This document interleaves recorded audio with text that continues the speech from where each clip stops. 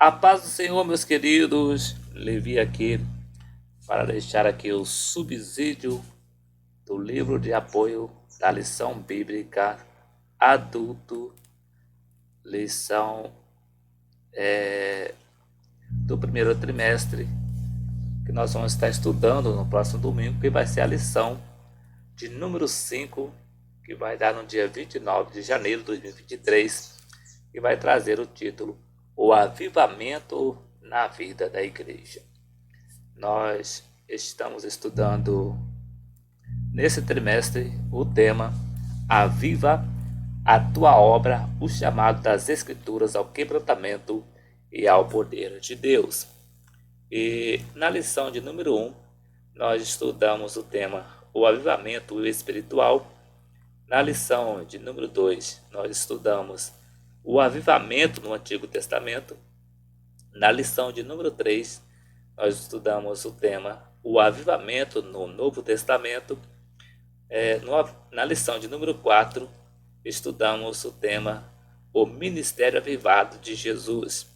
E no próximo domingo, querendo o Senhor Jesus, estaremos estudando a lição de número 5, que vai trazer o título O Avivamento na Vida da Igreja. E o texto áureo nos diz assim: E todos foram cheios do Espírito Santo e começaram a falar em outras línguas, conforme o Espírito Santo lhes concedia que falassem. Atos capítulo 2, versículo 4. A verdade prática nos diz: Ao longo dos anos, a Igreja experimenta avivamentos por meio do batismo no Espírito Santo e da atualidade dos dons espirituais. A leitura bíblica em classe está registrado no livro de Atos, no capítulo de número 2, versículo de 1 a 13, a qual nos diz: Cumprindo-se o dia de Pentecostes, estavam todos reunidos no mesmo lugar, e de repente veio do céu um som como de um vento veemente e impetuoso, e encheu toda a casa em que estavam assentados. E foram vistas por eles línguas repartidas como que de fogo, os quais pousaram sobre cada um deles. E todos foram cheios do Espírito Santo e começaram a falar em outras línguas, conforme o Espírito Santo lhes concedia que falassem. E em Jerusalém estavam habitando judeus, varões religiosos de todas as nações que estão debaixo do céu. E correndo aquela voz, ajuntou-se uma multidão e estava confusa, porque cada um os ouvia falar na sua própria língua.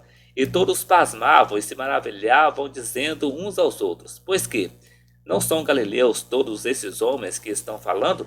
Como, pois, os ouvimos, cada um na nossa própria língua em que somos nascidos? Partos e medos e elamitas e os que habitam na Mesopotâmia e Judéia e Capadócia e Ponto e Ásia e Frígia e Panfilha, Egito e parte da Líbia, junto a Cirene, e forasteiros romanos, tanto judeus como os prosélitos, e cretenses e árabes, todos o temos ouvido em nossas próprias línguas falar das grandezas de Deus. E todos se maravilhavam e estavam suspensos, dizendo uns para os outros: Que quer isso dizer? E outros, zombando, diziam: Estão cheios de mostos. E os hinos sugeridos da harpa cristã para essa lição é o número 122, 125, 155, e 437 da harpa cristã. Se acaso você ainda não conhece algum desses louvores, é só você pesquisar no YouTube, no canal Levi Modesta Silva Oliveira, por hinos sugeridos da harpa cristã, hinos sugeridos, lição 5, o avivamento na vida da igreja. E você vai encontrar todos os 3 hinos na sequência para o seu elevo espiritual e para o conhecimento também dos hinos da harpa cristã. E o comentário, a introdução nos diz assim: Nos primórdios da igreja, o povo de Deus era avivado e caminhava sob a direção do Espírito Santo. Por isso, nesta lição estudaremos o papel do enchimento do Espírito no avivamento primitivo. Analisaremos os aspectos dinâmicos da igreja e, finalmente, teceremos algumas considerações quanto ao dinamismo avivado da igreja primitiva para os dias atuais.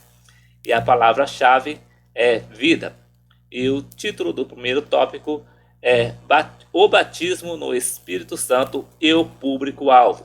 E no primeiro subtópico traz o título O chamado abrangente de Jesus. No segundo subtópico, a promessa é para todos os salvos. No terceiro subtópico, o engano dos cessacionistas. E no segundo tópico traz o título O dinamismo da Igreja Apostólica. No primeiro subtópico, a Igreja nasce avivada. No segundo subtópico, a Igreja depois do Pentecostes. E no terceiro tópico traz o título Um ministério ungido para os dias atuais.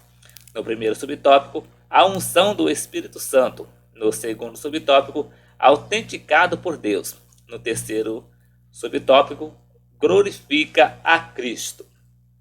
E agora nós vamos para o livro de apoio, a qual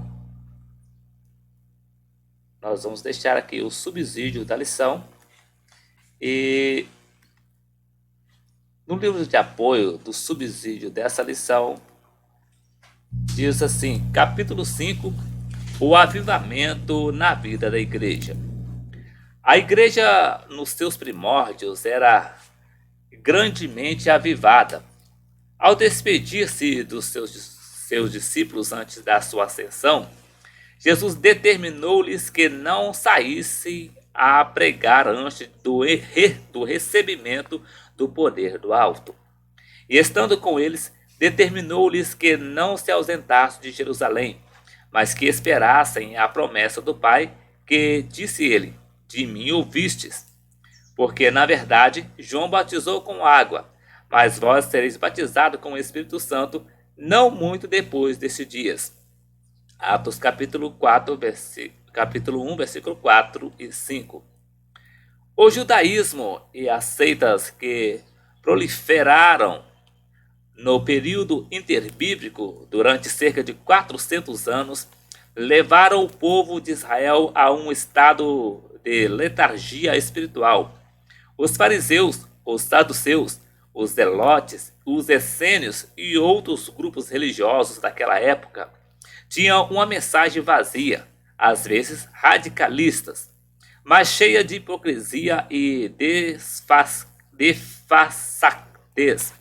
Além disso, grande parte dos líderes desse grupo, com apoio dos sacerdotes judeus, perseguiam a igreja nascente.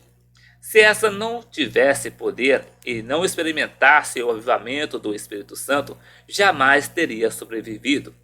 Jesus trouxe um novo tempo para o povo de Israel e para o mundo.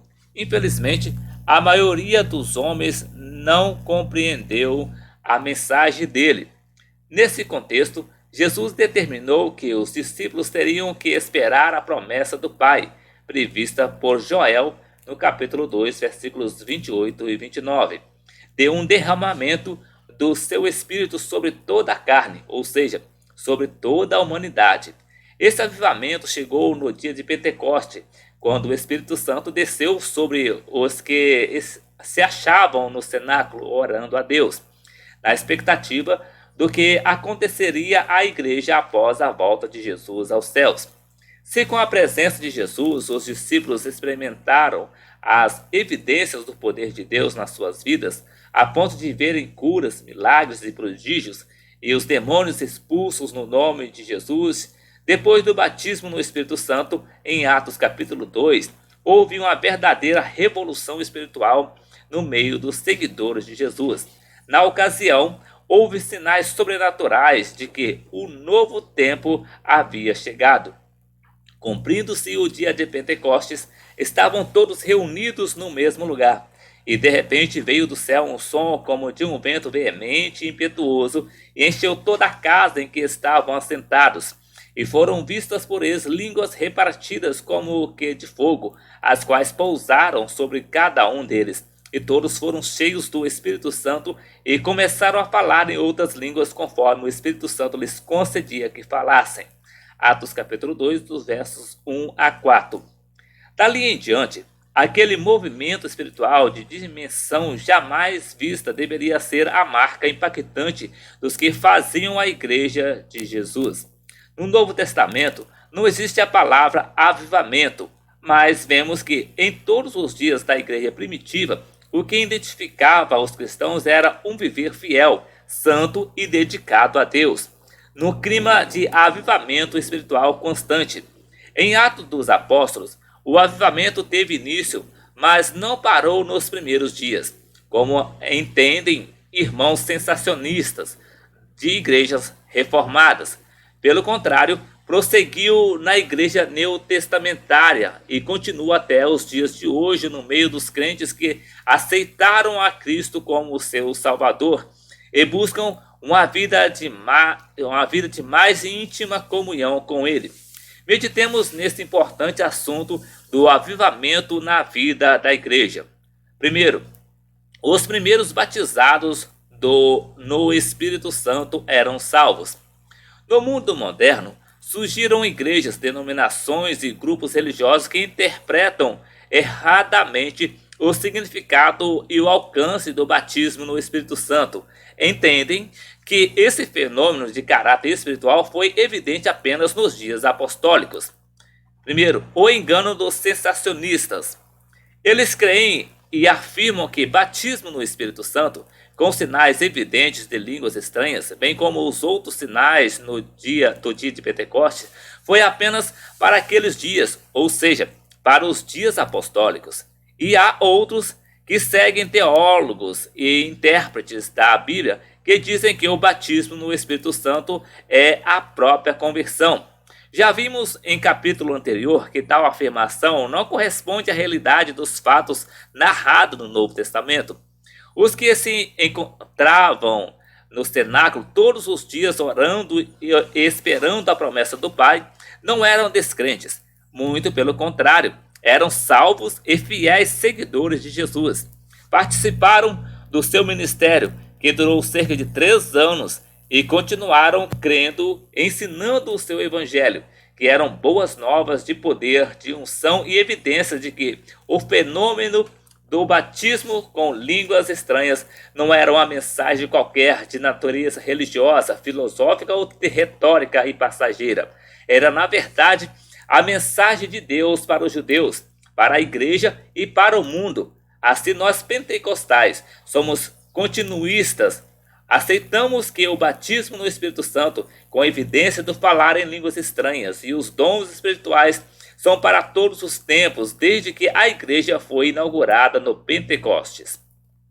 2. O batismo com o Espírito Santo é para todos os salvos. Os primeiros a receber essa manifestação sobrenatural do Espírito Santo com sinais evidentes, incluindo o falar em línguas estranhas, para os que falavam, foram os discípulos, que se reuniram no cenáculo. Dali foram levados até Betânia, onde os abençoou e voltou para o céu.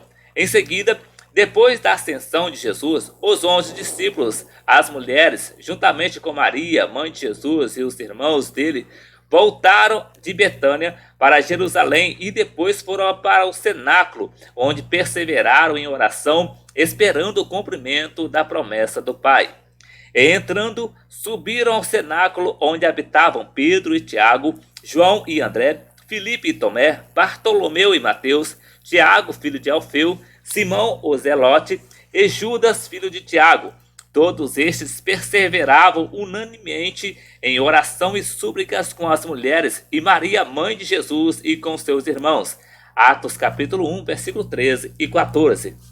Grande era a expectativa daqueles irmãos, discípulos de Jesus, sobre o que aconteceria depois da volta deste aos céus. Mas eles lembravam-se da promessa que lhes fizera o Senhor nas suas últimas instruções antes de ir para o Calvário, quando lhes prometeu o envio do Consolador.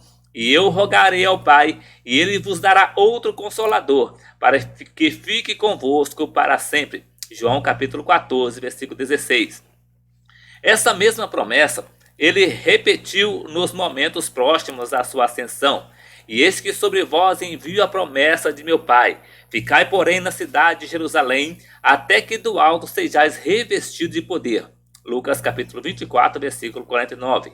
Reiterada em Atos capítulo 1, versículo 5, explicitando que essa promessa do Pai era o batismo no Espírito Santo. Depois da descida do Espírito Santo sobre os discípulos no cenáculo em Jerusalém, registrado em Atos no capítulo 2, o que causou grande alvoroço, pois era comemorado o dia de Pentecoste, a segunda maior festa dos judeus depois da Páscoa. Pedro levantou-se e fez um discurso e explicou a todos o que significava aquele movimento espiritual, ou melhor, aquele avivamento espiritual. Ele disse: mas isto é o que foi dito pelo profeta Joel. E nos últimos dias acontecerá, diz Deus, que do meu espírito derramarei sobre toda a carne.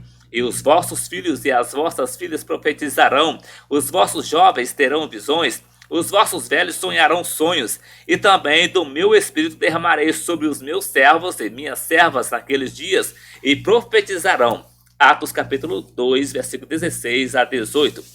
As palavras de Pedro no seu discurso inflamado sobre o batismo no Espírito Santo causaram grande avivamento entre os que ali estavam, a ponto de, estando já compungidos, indagaram: que faremos, varões e irmãos? Vejamos a resposta de Pedro, de modo direto, incisivo e contundente, que não deixa a menor dúvida sobre o significado e o alcance do batismo no Espírito Santo, a promessa do Pai, o dom do Espírito Santo. E disse-lhe Pedro: arrependei-vos, e cada um de vós seja batizado em nome de Jesus Cristo para perdão dos pecados, e recebereis o dom do Espírito Santo, porque a promessa vos diz respeito a vós, a vossos filhos e a todos os que estão longe, a tantos quanto Deus nosso Senhor chamar. Atos capítulo 2, versículo 38 e 39.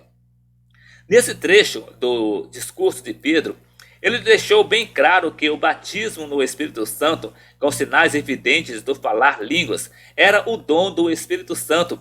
Declarou de modo enfático e indubitável que a promessa do Pai, ou o dom do Espírito Santo, não seria apenas temporário, pontual para aquela ocasião, nem só para os que se encontravam no cenáculo no dia de Pentecoste.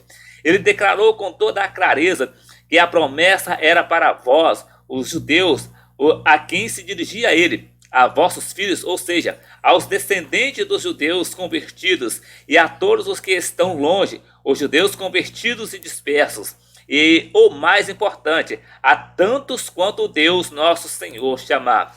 Uma análise exegética simples e direta, com base no texto acima, não deixa a menor dúvida de que o batismo no Espírito Santo foi enviado por Deus para todos quantos se convertem a Cristo como Salvador, ou seja, o que atendem ao chamado de Jesus pela fé na sua palavra.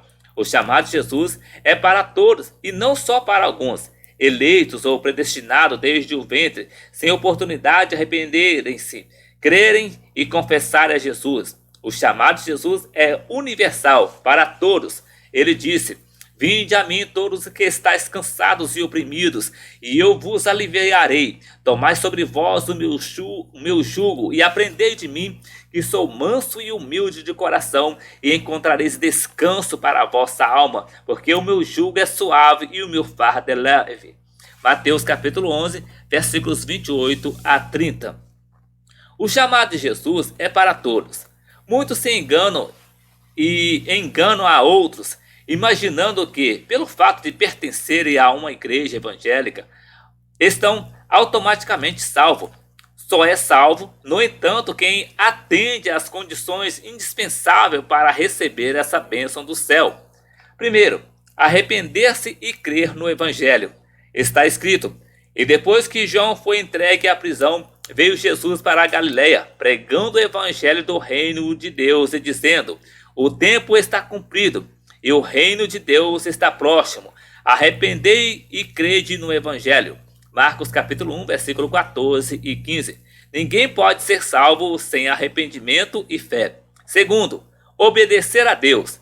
Não é crer por crer, não é apenas crença, é crer com obediência.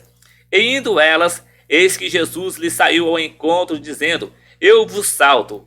E elas, chegando, abraçaram os seus pés e o adoraram. Mateus capítulo 28, versículo 9. Ensinando-as a guardar, obedecer todas as coisas que eu vos tenho mandado. E eis que eu estou convosco todos os dias até a consumação dos séculos. Amém. Mateus capítulo 28, 19 e 20. Jesus disse: nem todo o que me diz, Senhor, Senhor, entrará no reino dos céus, mas aquele que faz a vontade de meu Pai que estás nos céus. Mateus capítulo 7, versículo 21. Terceiro, santificar-se. Está escrito: segui a paz com todos e a santificação, sem a qual ninguém verá o Senhor. Hebreus capítulo 12, versículo 14. Não há o que interpretar. Santificação é o processo contínuo na vida do crente, pelo qual ele torna-se santo ou separado do mundo e consagrado a Deus. O cristão deve ser santo em toda a maneira de viver. 1 Pedro capítulo 1, versículo 15. Assim, a fé que salva é também a que santifica. Segundo, o dinamismo da igreja nos seus primórdios. Jesus comissionou os discípulos e conferiu autoridade a eles. Assim, desde o dia da ressurreição, eles estavam no novo relacionamento com ele. Já eram a igreja, a eclésia. Jesus não instituiu uma organização, mas sim um organismo. Momentos antes da ascensão, Cristo exortou os discípulos a permanecer na cidade de Jerusalém até que fossem revestidos com o poder do alto. Lucas capítulo 24, versículo 49. No dia de Pentecoste, os 120 crentes que louvavam e bendiziam ao Senhor reunidos receberam individualmente a promessa do Pai, o batismo no Espírito Santo. Este desceu para dar vigor espiritual à comunidade dos crentes, a fim de tornar o Cristo ressurreto disponível em toda parte por meio de servos de Deus cheios do Espírito Santo. Estes servos de Deus abrasaram o mundo, abalaram o Império Romano, foram perseguidos e espalharam-se por todos os cantos, mas foram vencedores. Primeiro, a igreja historicamente. Podemos dizer que a igreja foi construída por Jesus durante o seu ministério terreno, ao lado dos seus discípulos. Alguns aspectos são importantes a considerar. A maioria dos estudiosos, quer sejam os seus antecedentes pentecostais, quer evangélicos ou ainda modernistas, acredita que as evidências bíblicas são favoráveis ao dia de Pentecostes, registrado em Atos capítulo 2, para a inauguração da igreja. Outros, no entanto, reconhecem que a morte de Cristo efetivou a nova aliança. Por isso entende ser João a inauguração da igreja como incorporação à nova aliança, que demonstra já serem crentes os discípulos. Já estavam dentro da igreja antes de serem revestidos de poder pelo batismo no Espírito Santo. Segundo, a inauguração da igreja. Aceitamos a ideia de que a igreja de Cristo veio a existir como tal no dia de Pentecoste, quando foi consagrada pela unção do Espírito Santo. Assim como o tabernáculo foi construído e depois consagrado pela descida da glória divina, em Êxodo capítulo 40, versículo 34. De igual modo, os primeiros membros foram congregados no cenáculo e consagrados como igreja pela descida do Espírito Santo. É muito provável que os cristãos primitivos vissem nesse evento o retorno da Shekinah, a glória manifesta no tabernáculo e no templo, que havia muito partida do templo, cuja ausência era lamentada por alguns dos rabinos. E naquele momento singular, Deus deu início ao maior avivamento da história de Israel e do mundo, ainda que grande parte dos homens não percebeu esse fato maravilhoso. Terceiro, a igreja na unção do Espírito Santo. Podemos analisar a igreja de Cristo em dois períodos na sua história, antes do Pentecostes. Jesus construiu o edifício da igreja com a proclamação do seu evangelho, com a mensagem completamente nova e diferente de todas as mensagens propagadas pelos judeus, pelos religiosos, pelas seitas daquele tempo e também das falsas religiões que já existiam antes de Cristo. Durante seu ministério, ele demonstrou ser o Filho de Deus, cheio de poder do alto, quando começou a realizar os seus sinais. Com os seus primeiros milagres em Caná da Galileia, numa festa de casamento, conforme registra João capítulo 2, de 1 a 12. Ali, ele manifestou a sua glória e os seus discípulos creram nele. Durante cerca de 3 anos, Jesus continuou a pregar com poder, num verdadeiro avivamento jamais visto em todo o mundo, na sua missão tríplice. E percorria Jesus todas as cidades e aldeias, ensinando na sinagoga deles, e pregando o evangelho do reino, e curando todas as enfermidades e moléstias entre o povo. Mateus capítulo 9, versículo 35. Ele demonstrou ser Deus, com poder sobre as enfermidades, curando os paralíticos de Cafarnaum. Mateus capítulo 9, de 1 a 8. E muitos outros foram libertos das suas dores e doenças. Demonstrou ter poder sobre as forças da natureza, quando mais de uma vez acalmou a tempestade do mar, e provou que o seu poder é supremo quando expulsou demônios com a simples palavra de ordem, conforme registra Mateus capítulo 9, versículo 28 a 34. Depois do Pentecoste, andando com Jesus, os seus discípulos também faziam sinais e milagres sob a sua direção, por delegação dele próprio, no seu nome. A igreja em construção, todavia, precisava ser inaugurada de forma marcante e maravilhosa para ter o reconhecimento de que não era mais uma religião ou seita que já existia há séculos.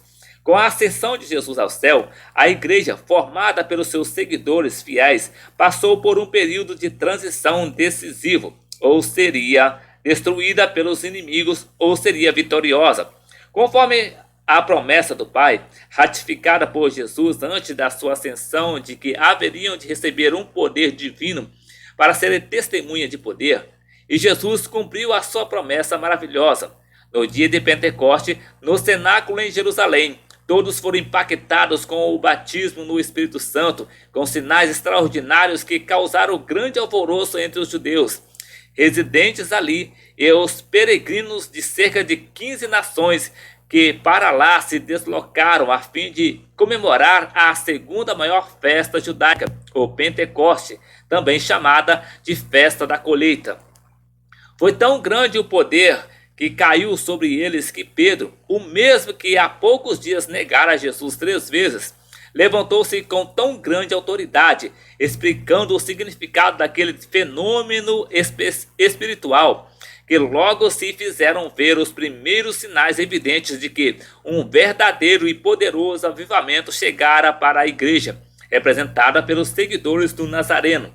Esses sinais foram relatados em Atos dos Apóstolos.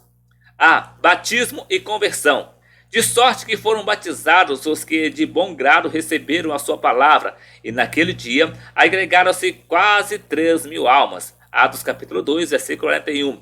No cenáculo, reuniram-se esperando a promessa de Deus, cerca de 120 discípulos, incluindo homens e mulheres. Houve um aumento extraordinário do número de cristãos em mais de 250%, algo impactante e jamais imaginado. Era o avivamento espiritual do Pentecostes. Antes, eles pregavam na autoridade no nome de Jesus. Depois do Pentecostes, além de ter essa autoridade, pregavam cheios de unção e poder do Espírito Santo. B. Perseverança na doutrina e na comunhão. Todo movimento que começa com um grande impacto pode refluir por falta de perseverança. A história mostra essa realidade, mas com o poder de Deus recebido no dia de Pentecostes, a Bíblia diz que os discípulos, em mais de 3.000 fiéis, perseveravam e seguiram a Cristo de forma consciente e avivada. E perseveravam na doutrina dos apóstolos e na comunhão e no partir do pão e nas orações. Atos capítulo 2, versículo 42. Esse é o segredo para a igreja em todos os tempos e lugares. Perseverar na doutrina mediante o ensino constante e fiel à palavra de Deus e manter a comunhão entre os que se unem e reúnem-se em adoração ao Senhor. Sem essas características, os avivamentos não passam de movimentos ocasionais em eventos diversos. C. temor de Deus e maravilhas. Esse é um requisito indispensável para que uma igreja mostre ser avivada, cheia do poder de Deus. Em cada alma havia temor e muitas maravilhas e sinais se faziam pelos apóstolos. Atos capítulo 2, versículo 43. Anotemos, havia temor em cada alma, isto é, em cada pessoa. Com isso, toda a comunidade demonstrava possuir temor de Deus, que não é medo ou receio, mas sim profundo respeito e reverência à santidade do Senhor. Como dissemos em capítulo anterior, parece que há uma frente fria pairando sobre muitas igrejas, inclusive sobre as pentecostais, outrora avivadas, mas que hoje não passam de instituições religiosas sem fins lucrativos. Em certas igrejas, o temor de Deus foi substituído pelo orgulho denominacional. Há uma carnalidade tão grande que as pessoas andam como querem, fazem o que querem, vestem-se como querem para agradar ao mundo. Essa lição dos primeiros cristãos após o Pentecoste é importantíssima para as igrejas e denominações nesses dias pós-modernos. D. Cuidado com a assistência aos irmãos carentes. Logo cedo, os que foram cheios do Espírito Santo, além de terem temor de Deus e obediência à sã doutrina, perceberam que havia pessoas no meio que passavam necessidade e carências humanas. A sua alegria era tanta e o prazer de servir a Deus na comunhão com os irmãos era tão sublime que os crentes, cheios de avivamento, não podiam fechar os olhos aos que precisavam de assistência social. Diz o texto de Atos: todos os que criam estavam juntos e tinham tudo em comum. Vendiam suas propriedades e fazendas e repartiam com todos, segundo cada um tinha necessidade. Atos capítulo 2, versículo 44 e 45. A assistência social deve fazer parte da vida da Igreja de Jesus em todos os tempos. A Bíblia é muito clara quando ao dever da igreja fazer justiça social. Porém, jamais um cristão pode apoiar políticos e candidatos que defendem justiça social, que são da chamada esquerda, que tem origem na diabólica filosofia comunista, que é, acima de tudo, ateísta, anticristã e tem como objetivo destruir a fé cristã. Pastores e crentes diversos que são filiados a estes partidos esquerdistas procuram justificar a sua posição dizendo que o comunismo está na Bíblia, que Jesus foi comunista, uma blasfêmia, que a igreja primitiva era comunista. Esses mesmos pastores e crentes defendem a justiça social, ao mesmo tempo que defendem o crime cruel e covarde do aborto, além de aprovarem o casamento homossexual e outras abominações ao Senhor. E por aí que Satanás, que enganou Adão e Eva, entra sorrateiramente para levar muitos aos arraiais do socialismo, totalmente incompatível com a santa palavra de Deus. O cristão deve praticar a justiça social, mas jamais aceitar fazer parte de um partido que adota propostas diabólicas, como destruição da família e da propriedade privada. E não pode haver cristão miserável. Deus deu o direito ao homem de ter a propriedade privada, mas não autoriza a injustiça social. Aprendei a fazer o bem, praticai o que é reto, ajudai o oprimido, fazei justiça ao órfão, tratai da causa das viúvas. Isaías capítulo 1, versículo 17. Assim diz o Senhor: exercei o juízo e a justiça, e livrai o expoliado da mão do opressor. E não oprimais ao estrangeiro, nem ao órfão, nem à viúva. Não façais violência, nem derrameis sangue inocente nesse lugar. Jeremias capítulo 22, versículo 3. Não adianta o socialista ou marxista-leninistas apropriar-se desses textos bíblicos, pois eles não creem nem em Deus e nem na sua palavra. O salmista disse eloquentemente: fui moço e agora sou velho, mas nunca vi desamparado o justo, nem a sua descendência mendigar o pão. Salmo de número 37, versículo 25, versos 25.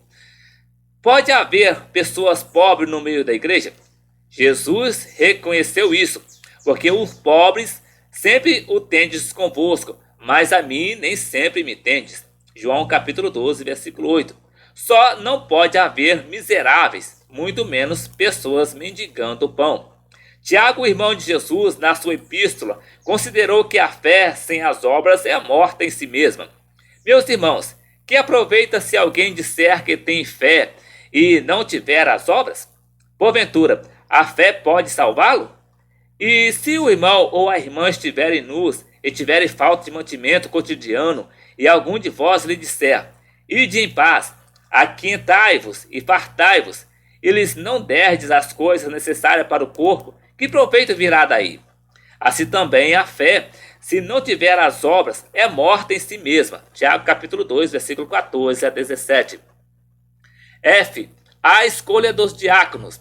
A escolha dos diáconos deveu-se à necessidade de ação social em prol dos necessitados, conforme registra Atos capítulo 6, de 1 a 7.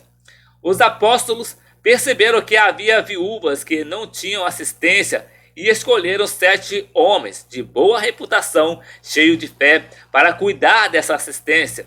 A diaconia foi considerada na sua criação um importante negócio. E os 12, convocando a multidão dos discípulos, disseram: não é razoável que nós deixemos a palavra de Deus e sirvamos a mesas. Escolhei, pois, irmãos, dentre vós, 7 varões de boa reputação, cheios do Espírito Santo e de sabedoria, aos quais constituamos sobre esse importante negócio. Atos capítulo 6, versículo 2 e 3. G. A verdadeira religião. A verdadeira religião passa pela justiça social, mas não por ação de evangélicos de esquerda, que apoiam partidos que são ateístas. Diz a Bíblia: a religião pura e imaculada para com Deus o Pai é esta: visitar os órfãos e as viúvas nas suas tribulações e guardar-se da corrupção do mundo. Tiago capítulo 1, versículo 27. Na igreja primitiva, esse cuidado com os necessitados era visível por todos. E era o coração e a alma da multidão dos que criam. E ninguém dizia que coisa alguma do que possuía era sua própria, mas todas as coisas lhe eram comuns. E os apóstolos davam com grande poder testemunho da ressurreição do Senhor Jesus, e em todos eles havia abundante graça. Atos capítulo 4, versículos 32 e 33.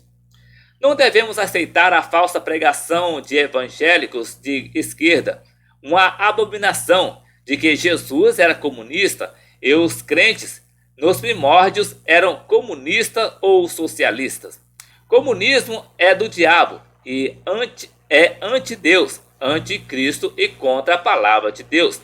O que havia na igreja primitiva era a solidariedade cristã, na expressão de amor, na prática, amor ágape.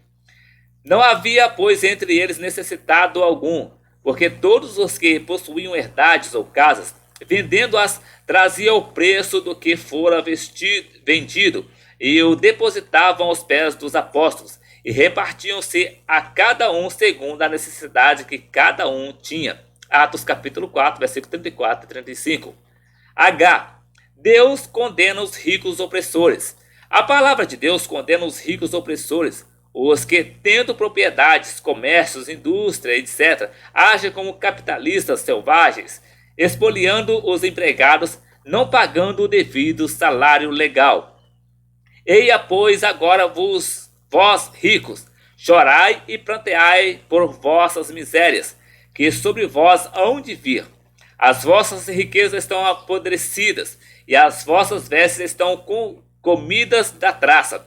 Eis que o salário dos trabalhadores que ceifaram as vossas terras, e que por vós foi diminuído crama, e os clamores dos que ceifaram entraram nos ouvidos do Senhor dos Exércitos. Tiago capítulo 5, versículo 1 e versículo 4. Empresários cristãos precisam ter muito cuidado no cumprimento e atendimento aos direitos dos seus empregados.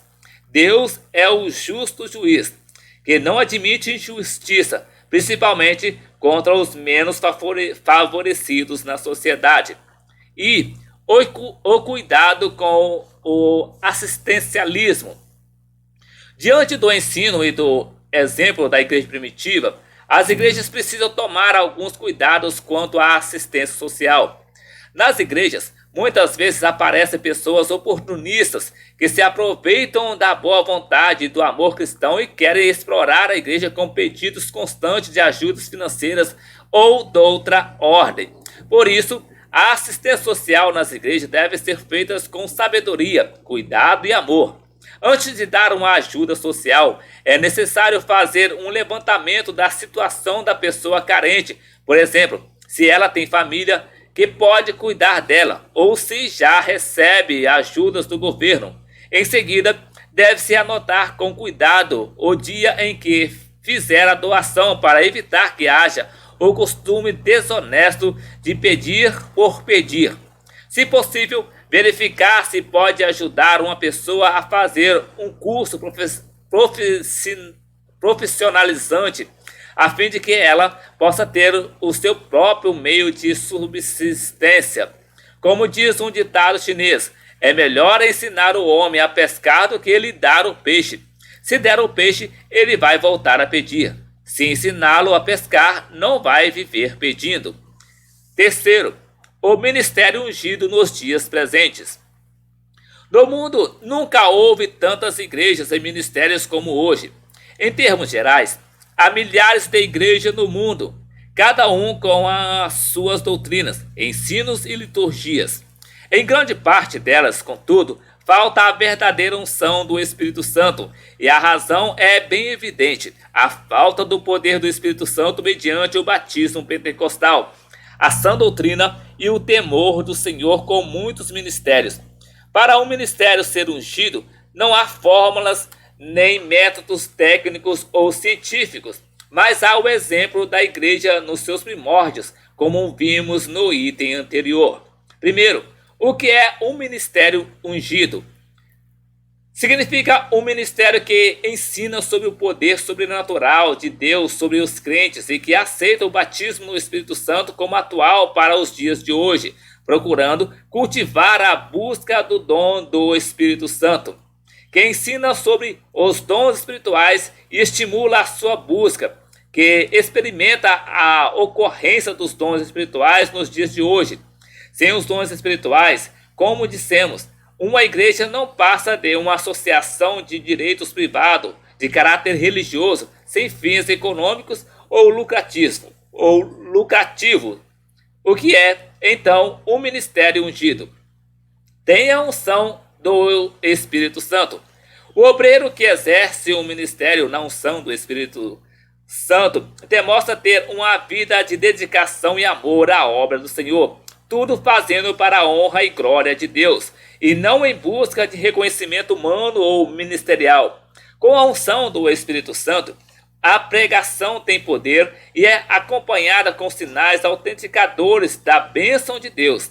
Esses sinais podem ser a salvação de almas para Cristo, podem ser realizados em nome do Senhor Jesus, incluindo o expulsar demônios, falar em línguas, pegar em serpentes se for necessário, beber coisas mortíferas e não sofrerem consequências, e pôr as mãos sobre os enfermos e estes serem curados, conforme ele declarou quando da sua despedida dos seus seguidores. E esses sinais seguirão aos que crerem, conforme registra Mateus capítulo 16, versículo 17.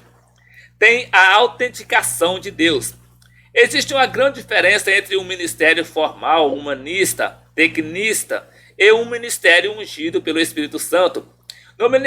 No primeiro caso, há pregações dentro da homilética, da exegese e da hermenêutica, numa retórica aplaudida pelos auditórios, faltando, porém, os sinais autenticadores da aprovação de Deus. No segundo caso, o Senhor confirma a sua aprovação ao trabalho do obreiro. Os discípulos tinham essa autenticação, e eles, tendo partido, pregaram por todas as partes, cooperando com eles o Senhor e confirmando a palavra com os sinais que se seguiam. Amém. Marcos capítulo 16, versículo 20. Ou seja, a mensagem tem a palavra, o querigma, e tem a demonstração de sinais e prodígios feitos por Deus. Glória a Deus, a Cristo e não ao homem. O ministério ungido está firmado no Espírito Santo, tem o poder de Deus nas suas ações e contribui para a glória de Deus, e não do pastor, do evangelista ou do pregador. Jesus disse: mas quando vier aquele Espírito da verdade, ele vos guiará em toda a verdade, porque não falará de si mesmo, mas dirá tudo o que tiver ouvido, e vos anunciará o que há de vir. Ele me glorificará, porque há de receber do que é meu, e vou-lo há de anunciar. João capítulo 16, versículo 13 e 14. Toda a mensagem do Evangelho, todas as atividades devem estar na direção do Espírito Santo e glorificar a Cristo. Mote, o grande evangelista, disse: devemos, portanto, como o apóstolo Paulo, levantar perante o povo o Salvador Jesus, o Cristo de Deus, e não a nós mesmos. Exaltar o divino mestre e a sua palavra, não as nossas opiniões, patrocinando a Cristo e nem qualquer outra doutrina anti-evangélica. Paulo escreveu aos Coríntios exortando a que devemos glorificar a Deus em tudo. Portanto, quer comais, quer bebais, ou façais outra qualquer coisa, fazer tudo para a glória de Deus. 1 Coríntios capítulo 10, versículo 31. E voltando aqui para a lição, a conclusão nos diz assim: a Igreja Apostólica nasceu sob o avivamento do Pentecostes, debaixo do glorioso batismo no Espírito Santo. Ao longo de sua história, aprendemos que a razão de seu êxito não foi o conhecimento humano de seus pregadores, membros e congregados. O que fez toda a diferença no ministério da Igreja Apostólica foi a unção do Espírito Santo sobre esta igreja. Não podemos deixar a chama apagar. A unção do Espírito Santo continua disponível hoje. Então, meus queridos, esse aqui foi então o subsídio do livro de apoio da lição de número 5, que trouxe aqui o título O Avivamento na Vida da Igreja. Na próxima semana, querendo o Senhor Jesus, regressaremos aqui para deixar o subsídio da lição de número 6 e vai trazer o título O Avivamento no Ministério de Pedro. Então, que Deus em Cristo abençoe a sua vida e até o próximo vídeo, querendo o Senhor Jesus.